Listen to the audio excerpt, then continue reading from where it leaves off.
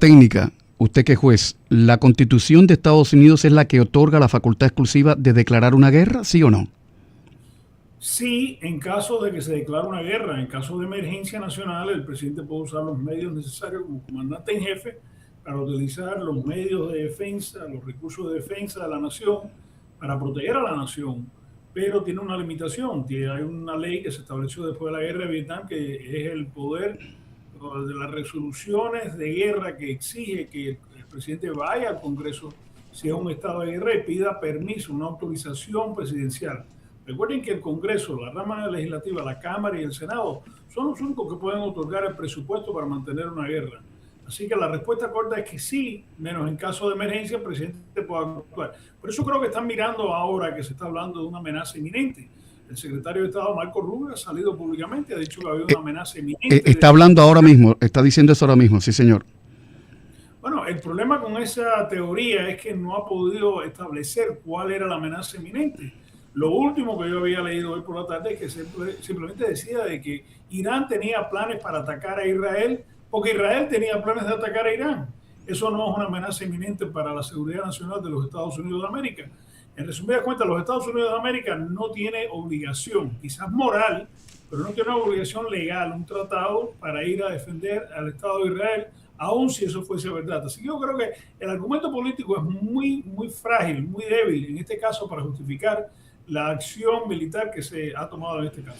Atención, el Comando Central de Estados Unidos acaba de confirmar que el número de muertos por el ataque contra soldados estadounidenses en Kuwait aumentó a 6. Señor Milian, el secretario de Defensa, Pete Hegseth, asegura que Irán no será una guerra interminable, pero el Pentágono dice que llevará tiempo alcanzar los objetivos de esta operación. ¿Será una guerra prolongada y cómo la va a asumir el pueblo estadounidense? Bueno, como dijo un gran general americano, el enemigo siempre tiene un voto en estas decisiones. Es decir, el enemigo tiene su voz, tiene sus recursos, tiene su voluntad en momentos de guerra. Y eso es una contradicción interna, porque el mismo presidente ha dicho que esta guerra puede durar 4, 5, 6, 7 semanas. Él no ha precisado hasta qué punto. Normalmente una guerra se pelea hasta que se logren los objetivos estratégicos. Los objetivos estratégicos en este caso no se han definido bien por la administración y el presidente, y también hay una contradicción interna. Primero se dijo que esto era para, o lo dijo el presidente, que esto era para un cambio del régimen. Por el otro lado, el secretario de Defensa ha dicho que no, esto no es para el cambio del régimen. Sin embargo, siguen hablando de cambiar el régimen. Entonces, no está bien esclarecido. Eso es un error garrafal a nivel estratégico. Siempre, y a nivel táctico y a nivel operacional, siempre hay que definir una operación militar con cierta claridad. ¿Cuál es el objetivo? ¿Por qué? Porque entonces el objetivo que se quiere lograr nos indica lo siguiente: qué recursos son necesarios, qué tiempo va a durar el combate y cuándo sabemos que ha terminado la operación militar.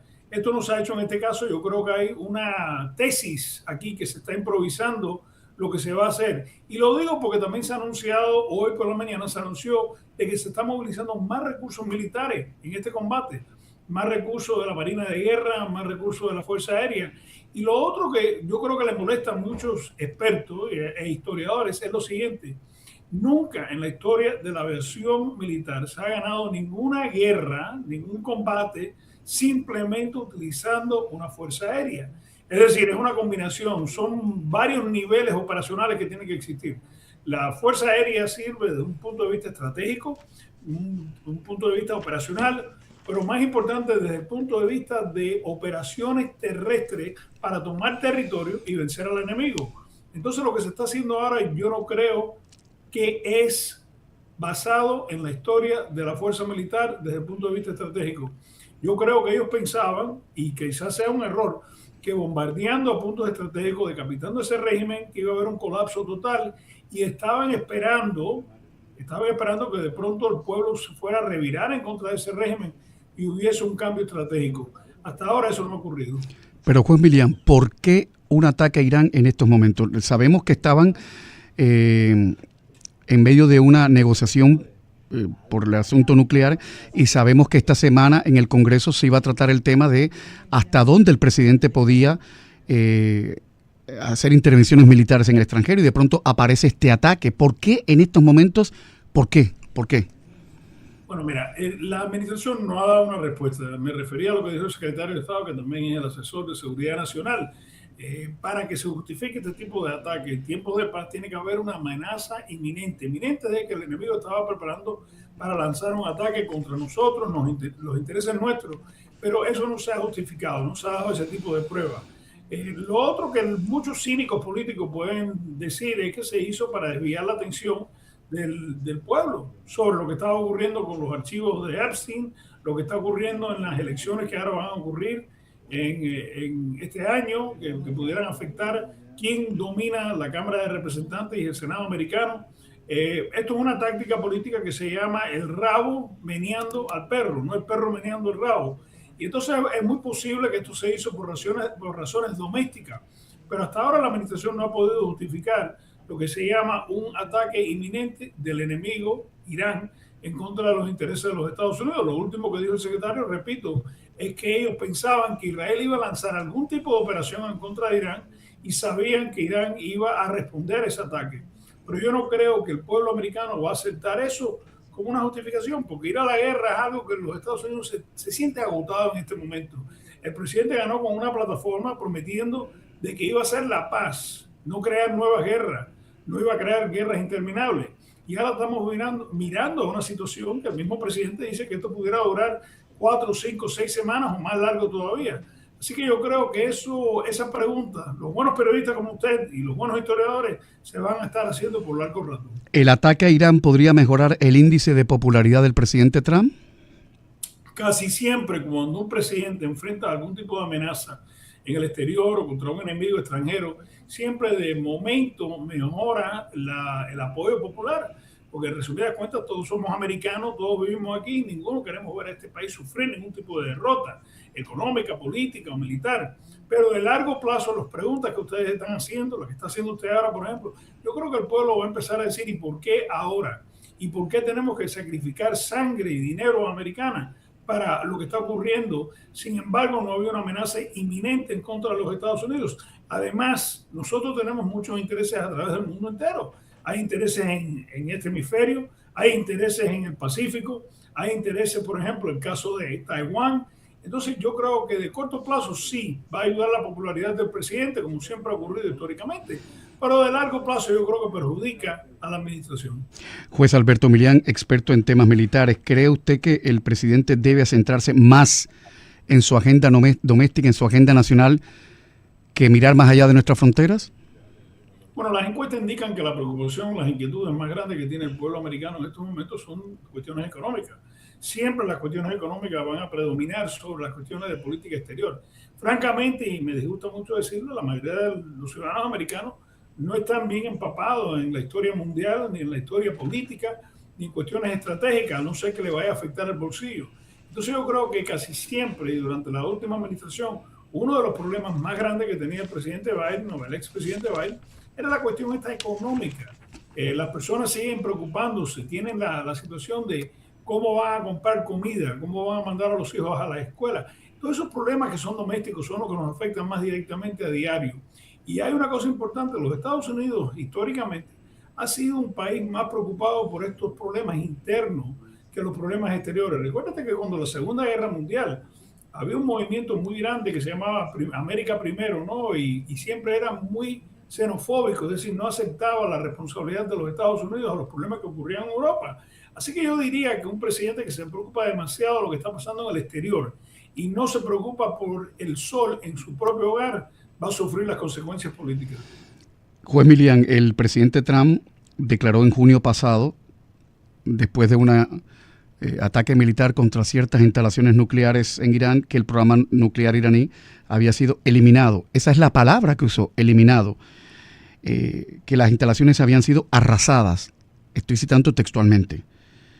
¿Realmente qué queda del programa nuclear de Irán y qué amenaza supone? Porque ahora se está hablando de, unos dicen en la Casa Blanca, cambio de régimen, otros dicen no es cambio de régimen, es acabar con el programa nuclear iraní. ¿Quiere decir que en junio no se arrasó ese programa nuclear?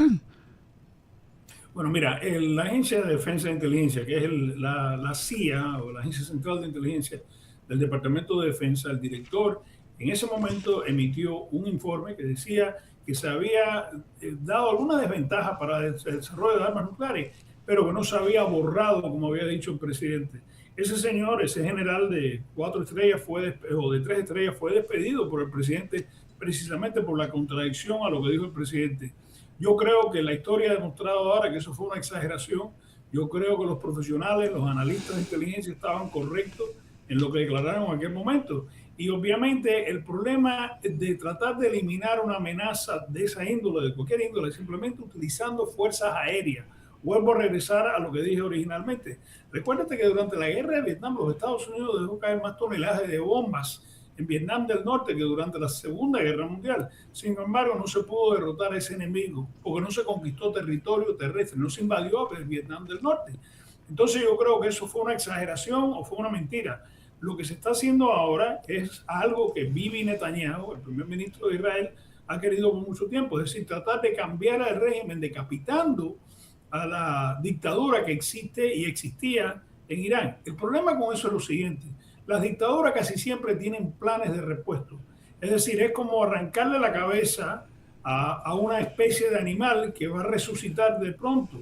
Y va a resucitar porque la economía de Irán, como la de Cuba, por ejemplo, está controlada por los militares. Es decir, es una gran mafia. Y decapitar a un capo, a un jefe, a un don de la mafia, no va a acabar con la organización.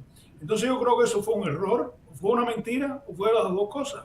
Pero en este momento lo que estamos viendo es que tenemos un enemigo que sí ha dicho públicamente que no va a negociar con los Estados Unidos y tiene la capacidad para resistir. Con 93 millones de personas que viven en Irán, con los recursos militares que tienen ellos, yo no te digo que ellos le puedan ganar en una guerra abiertamente a los Estados Unidos o a Israel, pero sí pueden fomentar actos de terror, sí pueden fomentar actos de sabotaje, sí pueden crear una situación muy inestable que pueden pasar varias cosas. Se crea un vacío en la autoridad que tiene el régimen central o centralizado. Entonces, en ese momento puede establecerse una dictadura militar o se puede establecer una guerra civil, que eso perjudica a los Estados Unidos y a nuestros aliados en la región. Bueno, a tenor de lo que usted ha dicho del ataque que se hizo en junio pasado contra las instalaciones nucleares iraníes, el Organismo Internacional de Energía Atómica, estos son datos puros y duros, datos.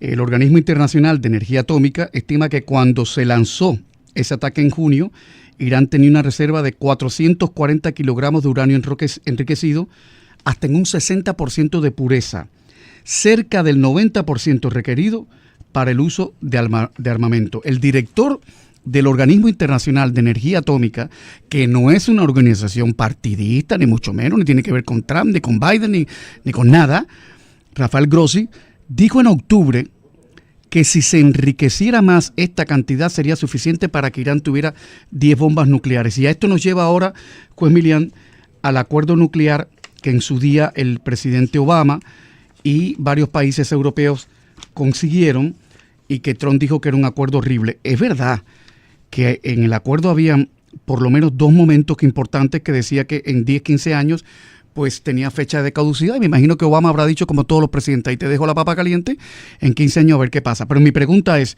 primero, ¿por qué Biden no trató de resucitar ese acuerdo y ponerle más énfasis a ver si se podría salvar la honra, por lo menos, y no llegar a lo que hemos llegado ahora? Porque esto que está pasando en Irán nos va a afectar a todos, nos va a pasar cuenta a todos. ¿Por qué Biden se quedó de brazos cruzados? Bueno, primero que Biden era un líder muy flojo, era un hombre que no tenía... Muy flojo, es verdad. De intervención extranjera, fue un hombre que se dio el acuerdo con el Talibán porque simplemente él dijo que había sido negociado con el presidente Trump. Y yo creo que era un hombre que estaba en decadencia intelectual y física. Pero además de eso, el que eliminó ese tratado, que se estaba cumpliendo, y todos los servicios de inteligencia mundiales estaban de acuerdo que se estaba cumpliendo, fue el presidente Trump, que unilateralmente, públicamente salió y lo declaró a la prensa que él estaba repudiando ese acuerdo. Hay que reconocer que Bibi Netanyahu, el primer ministro de Israel, tiene una influencia enorme sobre el presidente Trump. La realidad es que muchos críticos, muchos analistas han dicho este era un problema que tenía Israel, no los Estados Unidos de América. Pero la realidad es que unilateralmente se repudió ese tratado que se estaba cumpliendo, no era perfecto, era muy malo cuando se hizo. La realidad es que yo lo critiqué, pensé que no era un buen acuerdo para nadie ni para la paz mundial, pero sin embargo se estaba haciendo cumplir. Y entonces el presidente creó las circunstancias que nos vemos ahora. Y ahora quería negociar un nuevo acuerdo, con la diferencia que este nuevo acuerdo no solamente iba a ser sobre el desarrollo de tecnología nuclear, pero también sobre el desarrollo de misiles balísticos. Y la realidad es la siguiente: el presidente dice que existía el peligro de que esos cohetes se pudieran utilizar contra los Estados Unidos. Casi todos los peritos en el mundo entero están de acuerdo que los cohetes que tenía o que estaba desarrollando Irán no podían llegar a los Estados Unidos. Y es una falsedad decir que representaba una amenaza inminente para los Estados Unidos el desarrollo de tecnología nuclear, porque la realidad es que esos fueron los mismos argumentos que se utilizaron cuando se fue a la guerra en contra de Saddam Hussein. Y se demostró después de la guerra, después de miles de millones de dólares de gasto y miles de vidas americanas, de que todo eso era una falsedad, fue una pantalla creada para justificar una guerra. Así que el problema que yo creo que de largo plazo va a ser para el presidente lo siguiente: ¿por qué mintió cuando dijo que se había borrado, como usted bien dijo, se había eliminado esa amenaza en junio del año pasado? ¿Y por qué en este momento, es la pregunta clave, y esto se va a debatir en el Congreso, por qué en este momento había que lanzar lo que aparentemente es una guerra, sin tener el respaldo del pueblo americano, sin tener el respaldo de su propio partido, sin tener el respaldo de la Cámara de Representantes o del Senado? Entonces yo creo que ese va a ser el debate crucial. Eso tiene ramificaciones para las elecciones ahora que se van a celebrar en agosto y noviembre. Es decir, hay que justificarle al pueblo americano que está hasta cierto punto harto, está cansado, está agotado de estas aventuras militares, por qué en este momento los Estados Unidos se ven enfrascados en otra guerra y no se está dirigiendo a resolver los problemas internos económicos. Lo que hay que tener mucho cuidado es que no se continúe esta guerra hasta el punto que hay un desgaste muy grande. ¿A qué me refiero? Que los Estados Unidos tienen intereses en este hemisferio, tienen intereses en Asia, tienen intereses en el Pacífico, tienen intereses a través del mundo entero. Y cuando se desvían tantos recursos militares, como dijo un gran estratega chino, cuando uno está fuerte en todos los lugares, está débil en todos los lugares.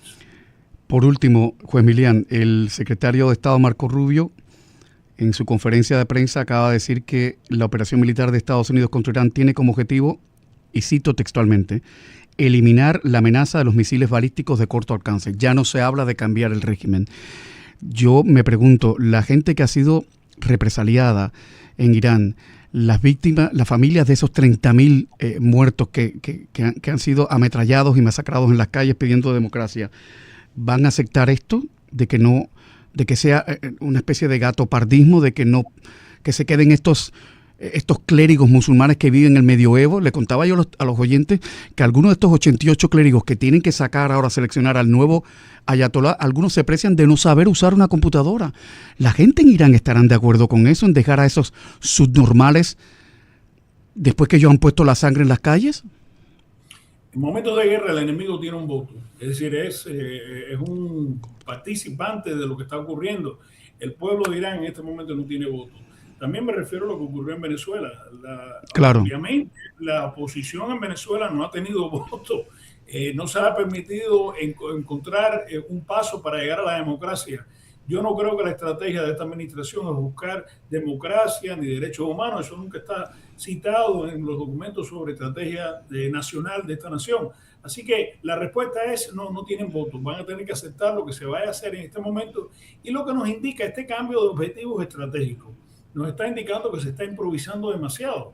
En un momento se habla de eliminar la tecnología nuclear que pudiera desarrollar Irán. En otro momento se está hablando de los cohetes balísticos. Después el presidente habló de cohetes balísticos intercontinentales. Ahora el secretario de Estado está hablando de cohetes balísticos de corto alcance. De corto alcance.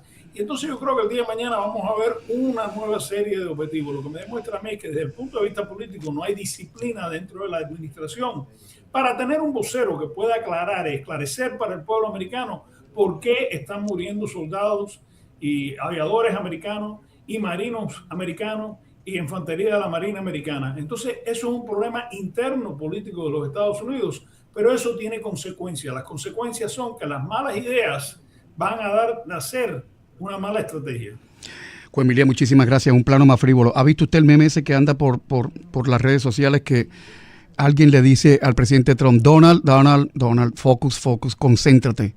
¿No has terminado todavía con Díaz-Canel? A mí me dio risa. hay siempre un poco de verdad en los chistes. En este caso, nosotros hablamos del objetivo. En los principios de guerra americanos, que por más de 75 años han sido lo que guía la estrategia, las tácticas, las operaciones americanas, el principio número uno es objetivo. Quiere decir, enfócate en el objetivo que tienes que lograr a nivel estratégico, operacional y táctico. Y en eso hay mucha verdad. Juez Milián, que tenga usted un feliz lunes y